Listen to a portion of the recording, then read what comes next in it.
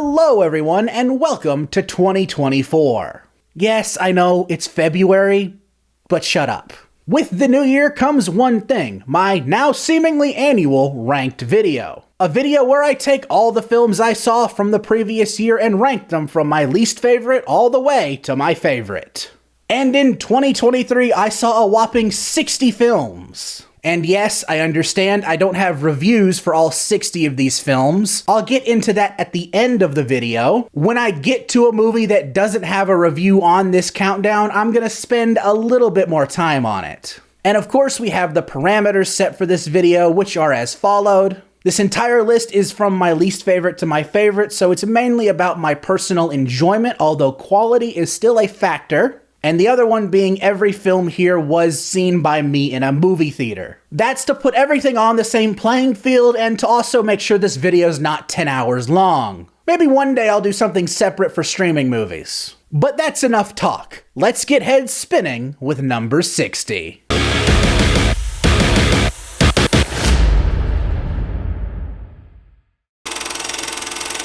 Coming in at the bottom of the list at number 60 is The Exorcist, Believer. I cannot begin to tell you how much I hated this movie. I imagine when The Exorcist came out in the 70s, it was remarkably scary and remarkably innovative for its time. So what do we do with a sequel 50 years later? Nothing interesting. That's what we're gonna do, apparently. David Gordon Green already went out of his way to ruin Halloween, so obviously he's gonna ruin another iconic horror film by doing the most insane thing possible and doing The Exorcist, but with two girls. And the film's lame attempt to try to recreate the Laurie Strode hype from the Halloween sequels is just pathetic. All of this wrapped up in a film with one of the worst endings I've ever seen. It is genuinely like they gave up. Lucky for us, however, they want to make 2 more of these films.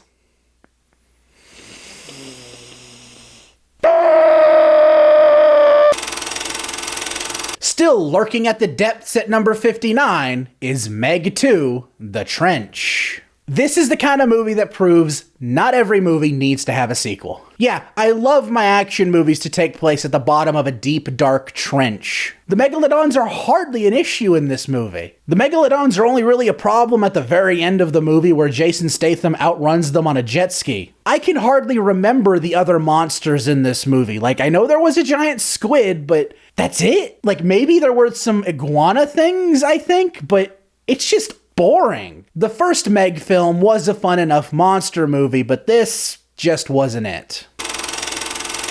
Running on in at number 58 is The Flash. Oh my god, where do I start with this one? The Flash is everything wrong with comic book movies and the multiverse trope. It is a half-assed attempt to tell the Flashpoint storyline, all while trying to capitalize on the era of nostalgia bait cameos. I feel so sorry for the people who walked into this film expecting to see their Batman again, when in reality what they gave you in this film is just a very generic Batman character with a Michael Keaton coat of paint. It's Thomas Wayne Batman without what makes Thomas Wayne Batman interesting. Plus the film's just super ugly. Like, this is an ugly comic book movie. And the pitiful attempts at nostalgia bait doesn't stop there, and it in fact only gets worse. For what it's worth, the Flash part of the movie is fine, even though Ezra Miller's kind of a bad person. But I struggle to look past what is the stereotypical multiverse trope incarnate.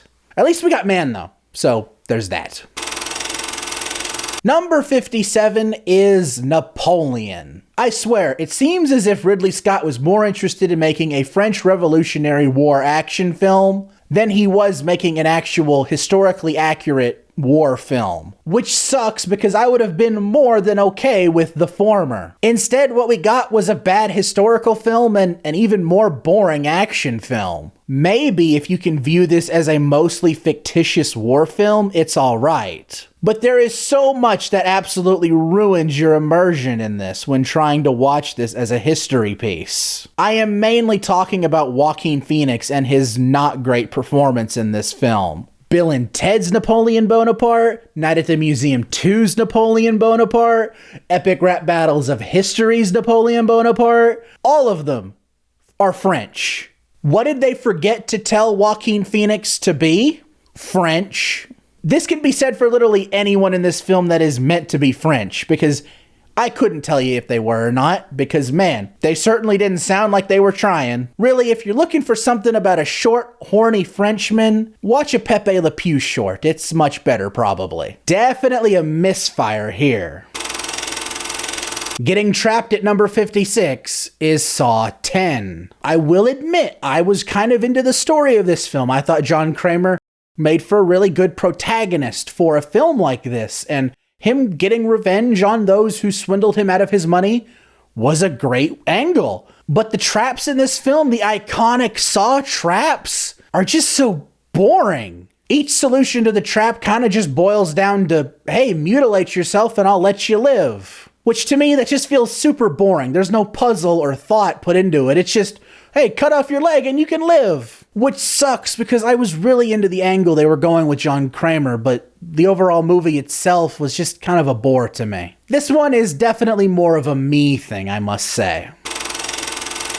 Coming in at number 55 is No Hard Feelings. This was actually a pretty funny film for about half the runtime. Jennifer Lawrence is an actress who is super funny and commit to a bit, and I can respect that. I just feel the film itself commits to the bit way too early on, where every joke after that is remarkably tame. It's funny, but it's not as funny as the first half of the film, because the first half of the film is very funny. There are still a lot of good qualities to the film overall, but it definitely blows its load a little too early. Coming on in at number 54 is 65. That was weird to say. The idea of an Adam Driver versus dinosaur movie was an idea that was going to sell to anyone. So it kinda sucks when it's not amazing. Adam Driver's great in the film, and there are some really good ideas in it, but it just feels like the film was missing something. The dialogue that's there is not that interesting, and the dinosaurs are completely just made up. Like, I'm supposed to be looking at a T-Rex, but this isn't a T-Rex. Like, I don't know what's going on. It's a film that I think is fine if you watch it on TV on a rainy Saturday afternoon. Calling an audible at number 53 is 80 for Brady. Not knowing really anything about football, nor being in the age demographic this is set for, it's fine. It's a fine little comedy movie starring some really good actresses and Jane Fonda. They go on a little Super Bowl adventure, and it's just kind of cheesy and sweet and really not the kind of film that I'm going to go out of my way to just bash for no reason. Is it a film I'm ever going to watch again? No. Is it a film that's perfectly fine for what it is? Absolutely.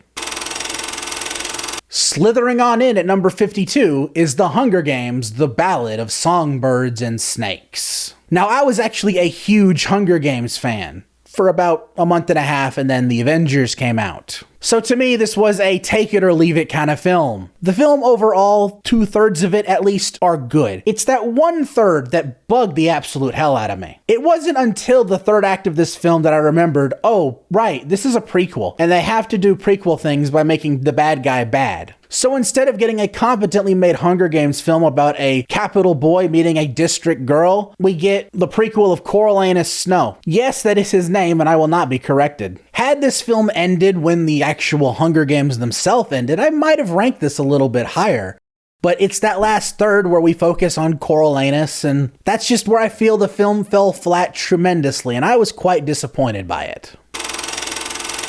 Number 51 is Fast 10. What else is there to say about this other than the fact that it's a Fast and the Furious movie? It's insane, borderline stupid, but it knows what it is and accepts it. Even if this one decided to be more heavy-handed with the story and have an A, B, and C plot. And it pulls an Infinity War for a part 2. A much worse Infinity War, but you know. It may sound like I'm shitting on this movie, and I am, but the reason why this movie's as high as it is because Jason Momoa is freaking hilarious in this film, and every scene he's in is pure gold. If he actually did kill Dominic Toretto, can we have him as the new main character? That would actually be great.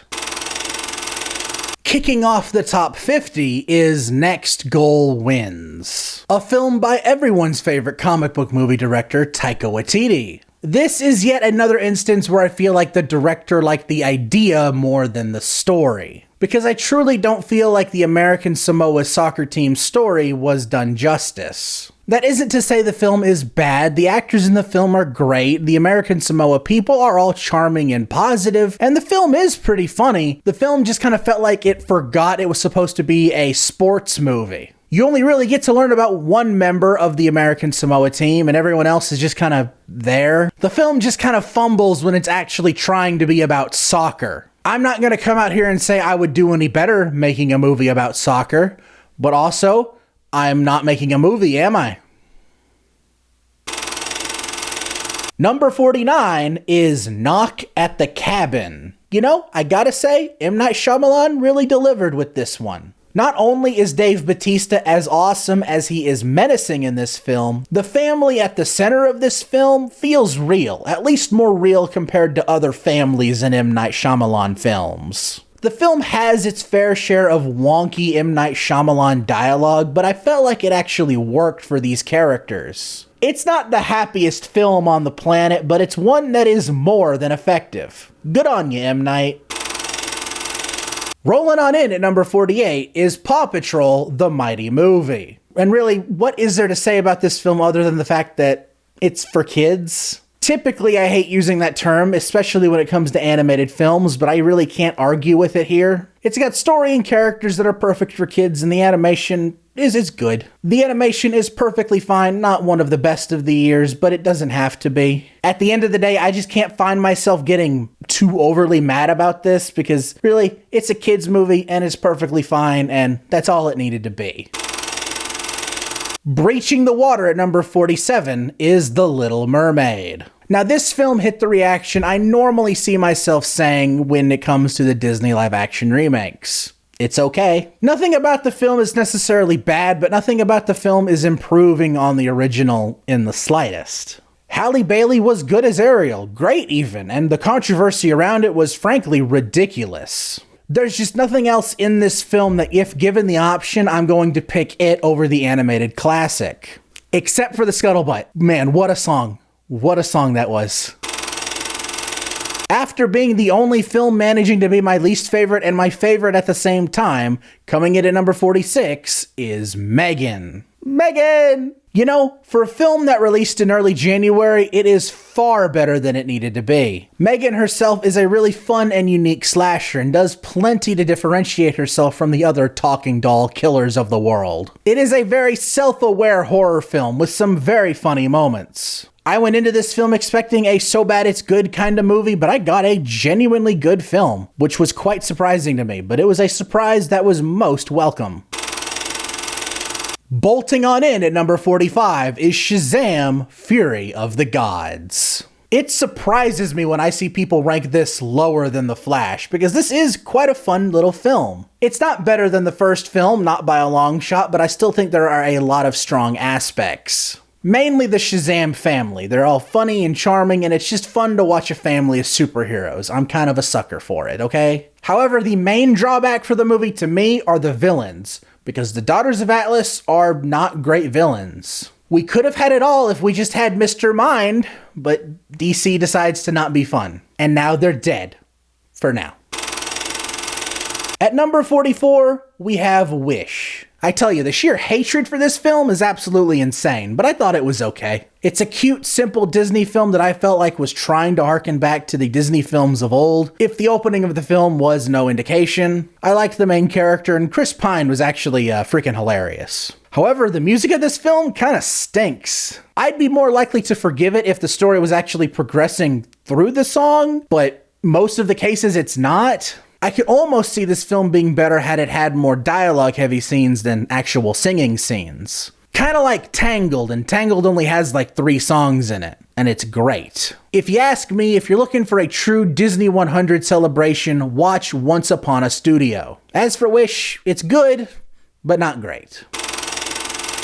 At number 43 is Silent Night. This is the film the Die Hard is not a Christmas movie people say Die Hard is. And it's also an action film for those people who love the smell of their own farts. The idea of being a completely silent action film sounds cool, 100%, but you gotta commit to being an action film for the entire runtime. Yeah, when you make a silent action film, you kinda lose what makes a lot of action films so good. Whether it be a compelling hero or a great villain or anything else of the likes, this film really doesn't have that. I think Joel Kinnaman is great in this film, but the story at hand really doesn't give him much to work with at the same time. This film is a borderline Punisher origin story. It was a film experiment that I really liked the idea on, but at the end of the day, it's just an okay little movie.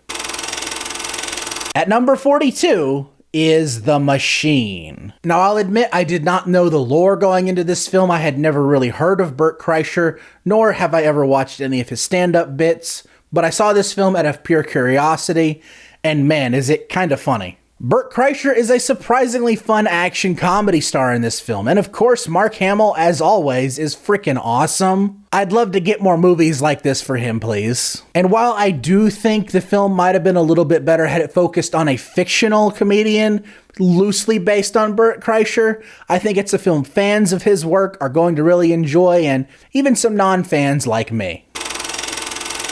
At number 41 is Strays. When it comes to R-rated versions of traditionally family films, this is probably my favorite. Will Ferrell and Jamie Foxx are both rightfully hilarious, and you come to care about them more than just a trash-talking dog. But what really works to me is that it plays with tropes not often seen in other dog films. Mainly things that are super gross or just the harsher parts of being a dog. Like, for example, a fireworks display would be a war zone to a dog, and it kinda works. The film does take some drastic turns in tone, but I do think that makes for a better movie and not just a raunchy comedy. Even though, overall, this is still a pretty funny movie. At number 40, we have Ruby Gillman, Teenage Kraken. This is the perfect example of a cute and harmless animated film. Ruby Gillman herself is a very endearing and adorable lead character. And although the film may share its similarities to Pixar's Turning Red, I really didn't care. Turning Red's a good movie. Plus, it's always fun to see DreamWorks films rip into Disney films, especially when the Disney film that they're ripping on also came out this year. It's just a funny little movie to me, and I quite enjoyed it. Number 39 is Aquaman and the Lost Kingdom. Now, this is the most okay movie I've ever seen in my life. Not for any particular reason other than the fact that everything is about as good as the first film. The performances, the action, the effects, the characters, they aren't necessarily better, but they are just as good, I'm willing to say. However, the brother dynamic Arthur and Orm have is actually pretty solid, leading to a great story between the two. But the story and locations just don't hit me in the comic book nerve like I'd want them to. All in all, it's an okay little film. But now, will you join me in a moment of silence for the DCEU? Okay, that's enough. When is Jason Momoa playing Lobo? Number 38 is Five Nights at Freddy's. This film is everything a FNAF movie needed to be. Unapologetically goofy and not particularly scary. At least that's what I think made it so entertaining. Because was this movie good? Not really. Was I laughing my ass off? Absolutely. The animatronics created for the film are literally perfect, and I really enjoyed the characters and performances. Although I do wish Matthew Lillard was in this film more, because he was great. Ultimately, this is a film you being into is based solely on your prior knowledge to Five Nights at Freddy's. Whether it be lore or memes, I'm in the meme category. If you don't get it, this ain't for you, and that's okay. Although, if you are a die-hard fan of Five Nights at Freddy's, this film is literally made for you. And, you know, there's nothing wrong with that either. Number 37 is Killers of the Flower Moon. Am I really gonna go from Five Nights at Freddy's to Killers of the Flower Moon? Absolutely. You're lucky it's not above it. Truth be told, I kind of wish I didn't see this film because ranking it to my specifications is freaking impossible. The actual quality of the films on these lists is just one part I judge when actually ranking the films. Another part is rewatchability, or as I like to call it, what would I rather watch on a plane? Basically, I would take two movies and I would decide which one I'd rather watch on a plane first. I take the one I wouldn't want to watch on the plane, I move it down, and I keep doing it till I feel like it's at a point where I'm like, okay, I think that's good, because there came a point with this movie I had to make a call because I couldn't in good faith put it below Five Nights at Freddy's. Now that's just a little deep dive into my scuffed ranking system. I guess I should talk about the movie now. It's good. It's a Leonardo DiCaprio, Robert De Niro, Martin Scorsese film. It's really good. Could have probably not been 3.5 hours long, but it's pretty good. Number 36 is A Haunting in Venice. This was actually a huge improvement from Death on the Nile on Kenneth Branagh's part. Horror and murder mystery is a match made in heaven. Then you go and set the movie on Halloween night, and then you got some really good fall vibes. Perhaps the film is a bit by the books, pun intended, and predictable in some cases, but really I didn't care. I was just really into the vibe of this film. That's the best way I can describe this film. It's a vibe, and I kind of dug it. Number 35 is Evil Dead Rise. Now, I want a new Ash Williams adventure more than the next guy, but this is pretty good too. The entire cast is great, especially those playing Deadites, who are just giant shitters. The scares are impactful, albeit a bit more gross at times, and the film is just surprisingly fun and in tune with Evil Dead camp. Even if the idea of a bunch of kids being attacked by the possessed mother is a bit more depressing than a cabin full of adults, but hey, that's just good horror. If I haven't lost any credibility yet, I definitely will here, because at number 34 is Trolls Band Together. There is something so sickeningly sweet and happy and cute about these films that I just can't help but just kind of enjoy them for what they are. Anna Kendrick and Justin Timberlake are both very funny in these films. The animation has this arts and crafts look to it that I just think looks amazing. Also, there's a really horny subplot. Plus, this movie is pretty funny. A lot more funny than I think it needs to be for someone my age. Or maybe that's just saying a lot about me personally. That all said, I have to talk about the film's biggest accomplishment: tricking Amy Schumer into playing a talentless hack. Props to whoever did that. Perfect casting. Number 33 is a Plane movie. Plane. It's just called Plane. You know, for a film with as dull of a title as this was actually a pretty good movie. Gerard Butler is a great lead action hero, but I do kind of wish Mike Colter's prisoner character was the film's main character. I think that would have made the film a lot better than it already was. That said, this is still a really solid film. It's simple, straight to the point, it knows what it wants to do, and I really enjoyed that. Oompa Loompa Doopity-doo, Wonka is at number 32. You know, I'll be real, I did not give two shits about a new Willy Wonka movie. Not at all. But I was actually really into this film. Timothée Chalamet was great as the chocolate wizard Willy Wonka, and he did a solid job at making the character his own while not doing a Gene Wilder or Johnny Depp impression. The musical scenes are fun and upbeat, making this just a cavity-inducing sweet film. Yeah, I really didn't expect much out of this film, but it surprised the absolute heck out of me.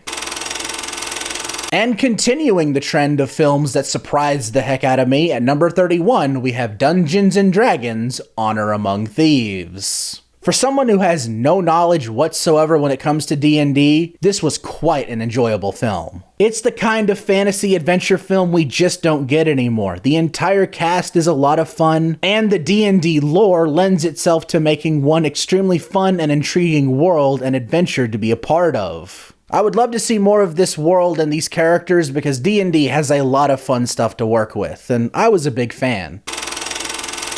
Number 30 is Cocaine Bear. Now, this was the crime monster movie I never knew I needed. This is a film that knows what it is and doesn't take itself too seriously, but it's still more than just its gimmick. With a killer cast and two solid stories surrounded by the titular Cocaine Bear, this is a film that more than met my expectations. It's an absurd as hell movie, but it's one that I got a big kick out of.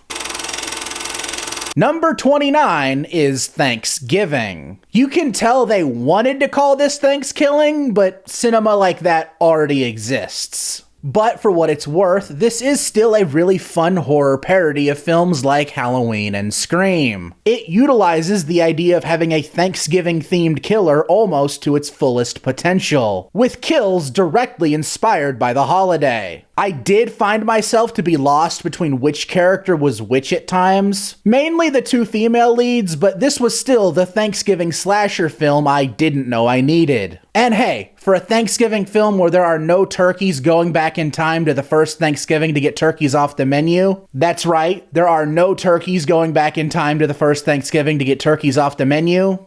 It's pretty good. Number 28 is Haunted Mansion. This was actually a really fun adaptation of the iconic Disney ride. This has an extremely strong cast. Everyone has a great personality and are just really fun to watch in a film like this. You can never go wrong with Danny DeVito. The film's vibe is what carries it the most for me though. From the New Orleans setting to the great set design of the titular mansion, it has all the makings of a great fall film. So why was it released in July? I'll never understand. The product placement in this film is rough though, I cannot look past that. Number 27 is The Boy and the Heron. Now, this is a first for me. I have never gotten a chance to see a Studio Ghibli film in theaters. I'm glad I did, because Miyazaki still has that magic touch, making a beautiful and surreal film full of interesting oddities, all while not missing a beat with the story and characters. I will admit there was a point where I felt the film get a tad existential crisis-y, which definitely seemed intended, but I feel the English translation didn't do it justice enough. Admittedly, that is why it is a bit lower here, relatively speaking. I did find the ending to be a bit but at the end of the day, it's about a boy and his inner demons and him overcoming them. It's just a real good film. I can't argue any further. Number 26 is the movie event of the year, Barbie. This was actually a much funnier comedy than I expected. It's a self-parody of Barbie, but not just the toy, but the idea in general. Margot Robbie delivers a fantastic performance as Barbie, and Ryan Gosling gives a comedic performance of a lifetime as Ken. I do wish the Will Ferrell role was a bit more prominent because I do find him really funny in roles like this, but there was still more than enough comedy-wise, and even more, to make the film worthwhile. You know, I don't mean to perpetuate any gender-based stereotypes, but at number 25 is Transformers: Rise of the Beasts. I never anticipated a Transformers film to cook this hard, but the fact that we've gotten 2 in a row is even more surprising. This film excels at everything it wants to be, and that's a fun Transformers adventure, and it's an absolute blast. Peter Cullen has still got it as Optimus Prime, and Pete Davidson's Mirage was an absolute riot. The introduction of the Maximals was also really cool, and added a lot to the action. Maybe the humans dragged down the film for some, but the ones in this film are far better and actually likable than the ones in the past. I wouldn't say this is better than Bumblebee. Bumblebee is a magic in a bottle kind of movie, but this is still really good, and I hope they continue this quality going forward for Transformers. Number 24 is Renfield. If you can't tell, I really like doing that voice. This film is what Morbius should have been. A badass action film, a gory horror film, and a surprisingly good comedy. Nicholas Hoult is great as Renfield, and Nicolas Cage is having the time of his life playing Count Dracula. There is definitely a novelty to Nicolas Cage as Dracula, but the film delivers on a lot more than just that, and I greatly appreciate that. Now, if there's any film I'm going to get flack on for having as high as I do, it's going to be this one, or it's going to be number 4. Either way, number 23 is Ant-Man and the Wasp: Quantumania. Will I defend this film as a good film? No. Will I defend it because it has the exact stuff I want out of a comic book movie? Absolutely. This film right here is probably the weirdest the MCU has gotten, and I kind of loved it because of that. Too often do we take a comic book character and strip away the life the comic book brings to them. But I just can't help but appreciate how weird this movie can be. The scene with Scott Lang in the Probability Storm is one of the most unique things I think we've seen in the MCU in a long time. Perhaps there isn't much to it, but it was really intriguing to me, and I was a big fan of it. And don't even get me started on MODOK, because even I don't know how I feel about that. Although if I had to pick one, it's Love It, because it's MODOK and he's such a doof. Again, is this film good? Not necessarily. But did it entertain the hell out of me? 100% yes. It does kind of suck that the objectively best part of this film is kind of taboo now, but what are you gonna do? At number 22 is one of the most surprising films I've seen in a long time, Migration. This was a super cute little duck movie, and it seemed as if Illumination was trying to avoid their typical tropes with this, and it worked really well. The duck characters are all cute and likable, the voice actors are all great, and the adventure is surprisingly fun. The jokes are wholesome and actually funny. I swear, this doesn't feel like an Illumination film, but it is. Although, please note, this is not the film to have lemonade with, but if you want grapes, you're good to go. At number 21 was another big surprise to me, and that's Joyride.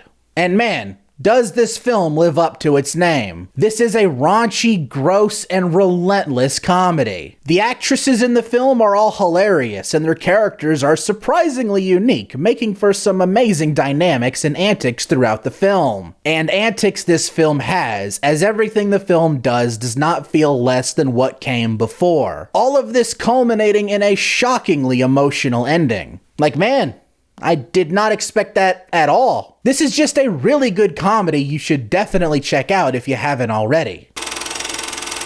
Coming in at number 20, is The Marvels. And I'll be damned if this film wasn't just delightful. I don't think I have ever used that term for a comic book movie, but it kind of fits. Not only does this film let Brie Larson shine as Carol Danvers, teaming her up with Tiana Paris's Monica Rambeau and Aman Villani's Kamala Khan helped tremendously. Miss Marvel in particular being one of the best characters the MCU has introduced since Endgame. Just like my admiration for Ant-Man, it's perfectly zany and in line with what the weirdest comics have to offer. But it has just enough of what makes a good MCU movie to me. Good characters and a fun story. Sometimes that's all I can ask for. Maybe I'm a shill for that, but I'd rather be a shill than one of those losers that constantly uses the word woke when anything has a woman in it. You know who I'm talking about.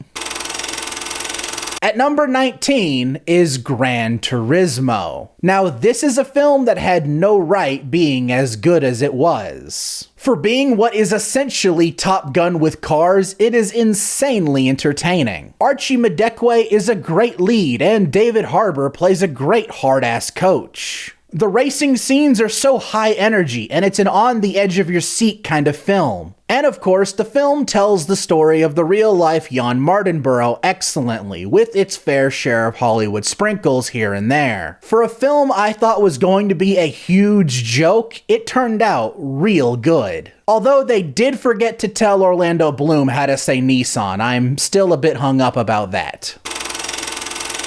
Number 18 is Blue Beetle. Now, this is the kind of movie DC should have been making a long time ago. A comic book movie that doesn't try to be bigger than it needs to be. Blue Beetle is such a cool character in this film, and Xolo Maridueña brings him to life perfectly. This isn't a grand scale comic book movie, but it didn't need to be, and that's what I liked about it. This and The Marvels feel very similar in the sense that they don't have the weight of setting up a giant universe on their back. And frankly, I love comic book movies like that, and always will. They let me enjoy the characters and story at hand without worrying about future movies or sequels that may or may not even get made. Maybe had DC been making films like this from the beginning, they wouldn't be needing the James Gunn reboot. Although I do welcome it. Number 17 is Creed 3. I tell you, this film is an absolute knockout, especially for Michael B. Jordan's directorial debut. It kind of proves that the Creed franchise can stand on its own apart from Rocky and Sylvester Stallone. Not only does Michael B. Jordan deliver an amazing performance, he also directs the absolute shit out of this film. Perhaps it's a bit on the predictable side, but I can't help but feel like that just comes with the territory. All in all, just a solid third film in the Creed franchise. It kind of sucks that this is another film with another great villain performance that is a bit weird to see now.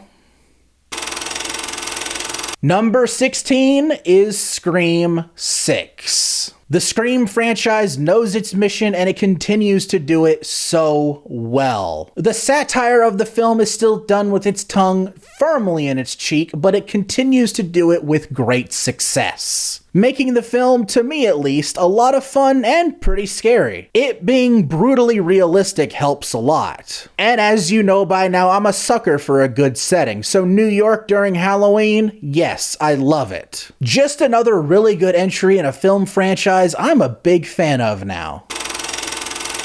Number 15 is Air. This was such an amazingly unique take on the underdog story. I did not expect to be invested in a film about shoes I have never nor will ever wear, but leave it to Ben Affleck to deliver. The entire cast is phenomenal, from Matt Damon, Viola Davis, and the director himself, Ben Affleck. Everyone kills it. The film takes the biopic genre and instead of telling the story you know, tells you one you probably don't. Trust me, it's a film with a lot of soul, and frankly, it's a slam dunk.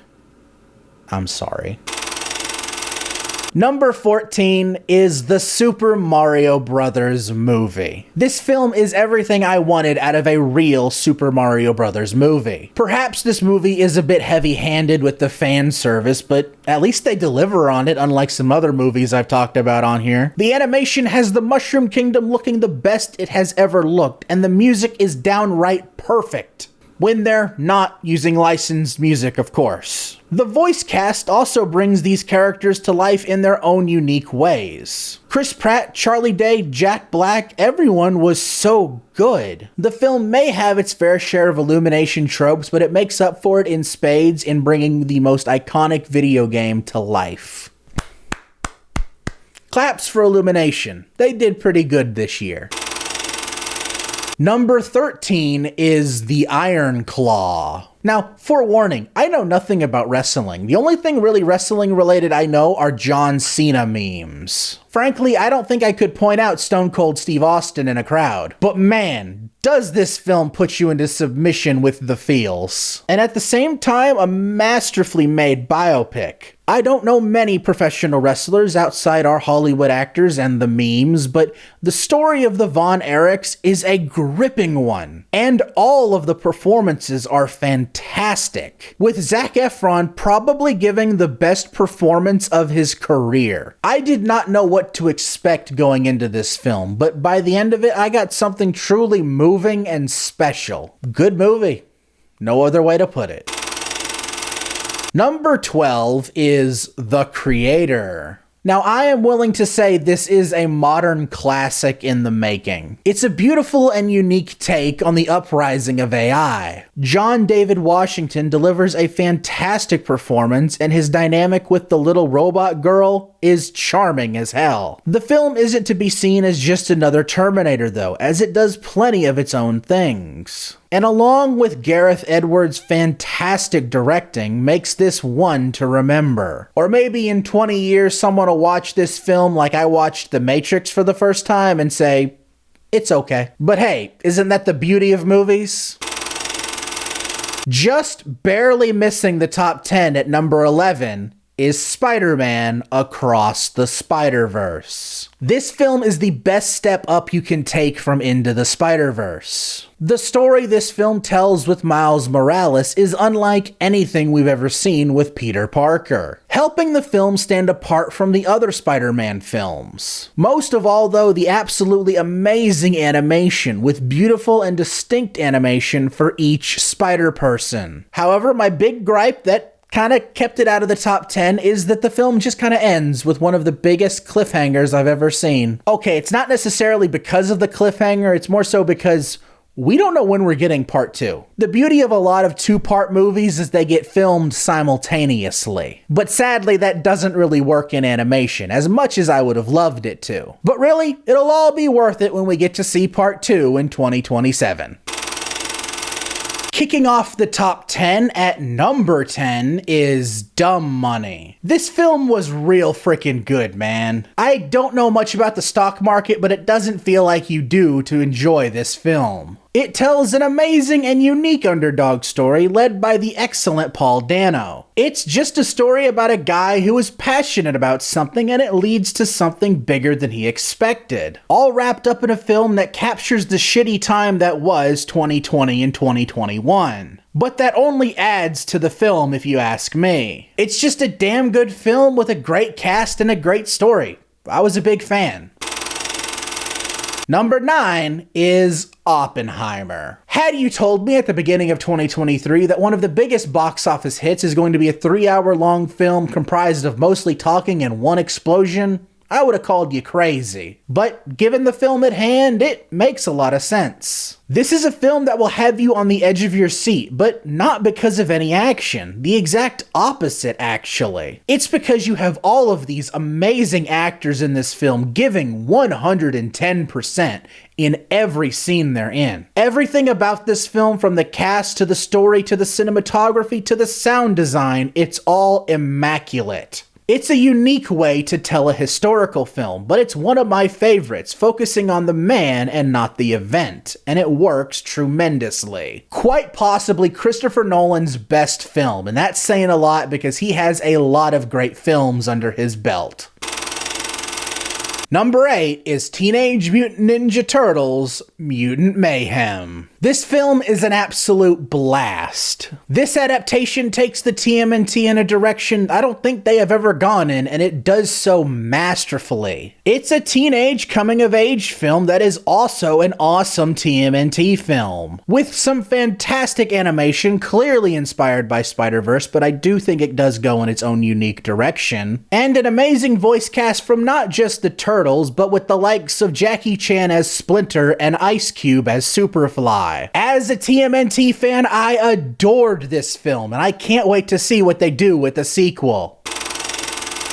Number 7 is CESU. This was a nearly perfect wartime action film. Jorma Tormilla delivers a fantastic performance as one of my favorite character types. A guy who's too angry to die and isn't much for words. It's a simple character that excels in a film like this. It's not as John Wick as some may lead you to believe, but it more than stands on its own with awesome and brutal, almost real-world action. Listen, there is truly nothing better in this world than watching Nazis get killed, and if you disagree, you're probably a Nazi. Number 6 is Elemental. If I haven't caught enough flack, I'll probably get some for putting this higher than Spiderverse, but you know, I can't help it. This movie's great. This is the exact thing I want and love from Pixar. A charming, sentimental, beautiful, and all-around delightful film from beginning to end. Ember and Wade are a wonderful duo and make for an even better couple. The film is far from the Zootopia ripoff people expected, as it tackles its own issues, and it does so excellently. To top it off, we have that top-notch Pixar animation I have come to love so dearly. It's just everything I love from my favorite animation studio, and I was just a huge fan. Unrelated, anyone else feel like this film in particular was like the redheaded stepchild when it came to animated films this year? It says a lot when people were hyping up films like Mario or Spider-Man or Ninja Turtles, all great films, but when Pixar, of all studios, makes an original film, everyone's like, nah. Am I wrong for feeling like this film got the shaft? I'm just glad it found an audience, because it's a real good film. Number 5 is Mission Impossible: Dead Reckoning. There's no more Part 1 on the title. Paramount announced a couple of days ago that they're officially changing the title to this film. A film that came out 7 months ago. They should have done this a year ago. Now I'm stuck with a steelbook that says Mission Impossible: Dead Reckoning Part 1 on it. Why is it so hard to make titles for movies? Why? Anyway, this film kicks ass. Tom Cruise and the rest of the team behind the Mission Impossible films are absolutely amazing at what they do. Ethan Hunt is a fantastic action hero, and the action scenes are absolutely sublime. Then of course are the stunts, some of which are the coolest of the franchise. Makes me wish the Oscars would finally recognize stunts, but that'll never happen. All in all, just a solid action film that never needed that Part 1 on the title to begin with. Because unlike some other films, it feels like there's an actual complete story within this one. Yes, that's why it's higher than Spider-Verse, I'm sorry. Speaking of me being sorry, I'm not about this one, but remember when I was talking about Quantumania and I mentioned how at number 4 was another one that was going to get me some flack? Well, we're here now. And at number 4, it's Indiana Jones and the Dial of Destiny. I truly do not believe people watch the same movie as me, because this film is everything I wanted out of Indy's last adventure. This is a great Indiana Jones film, and then some. Harrison Ford is amazing every time he is on screen as Indy, and the character arc the film puts Indy through is downright genius and beautiful, with James Mangold sprinkling in a little bit of sad old man stuff left over from Logan. Even if the sad old man stuff is overdone at Lucasfilms, I understand that. But at the end of the day, it's a film that reminds you that sometimes the greatest treasure is time with a loved one, and how every day with them is an adventure. Perhaps that's sappy, but it's just fine by me. At number 3 is a film that came out of nowhere, Godzilla -1. I wasn't too sure what to expect out of this film, but I got the best Godzilla movie in the past 10 years at least. I'm always going to be a sucker for good Godzilla action, there is no doubt about that. But I am always open to more substance character-wise, and this film proves both ideas can coexist. We want movies about people, not one-dimensional scientists in a generic lab. The characters in this film are just so brilliantly written and performed, I found myself in tears by the time the credits rolled. This shit was as beautiful as it was rad as hell, and I loved every second of it. At number 2 is John Wick Chapter 4. And no, this film being at number 2 is not a reference to the number 2 pencil he used to kill a guy, but it is a very funny coincidence. They knocked this film out of the frickin' park. I loved everything about it from beginning to end. John Wick is a role Keanu Reeves was born for, and the action scenes he does kick so much frickin' ass. Hell, every action scene in this film does. There is hardly a dull moment in this movie. And when the film does slow down, you still have a great series of characters and performances to keep you entertained. I can't believe the John Wick films only got better, and if this is the final film, what a final film to go out on. At number 1, we have a film that was a long time coming. Because at number 1, we have Guardians of the Galaxy Volume 3. This film is James Gunn's masterpiece. He gives our Guardians the best ending imaginable, and I am so grateful for it. The entire cast is the best they have ever been as the Guardians, and the story given to Rocket is without a doubt one of the best in the MCU, taking the film down a darker route while not losing the Guardians' charm. And front and center of that darker route is the High Evolutionary, one of the best villains in the MCU. I tell you, everything about this film is exactly what I wanted it to be. I understand some people will say it does kind of suck that they have to deal with the baggage of Infinity War and killing off Gamora, but I do think the angle they go with it is brilliant. It's a film that just really spoke to me, more than just being an MCU fan. I realized just how much I resonate with Rocket and how good of a character he is. How good all of these characters are, and James Gunn gave them the perfect ending. An ending I'm willing to say is better than Tony and Steve's, or at least on the same level. But yeah,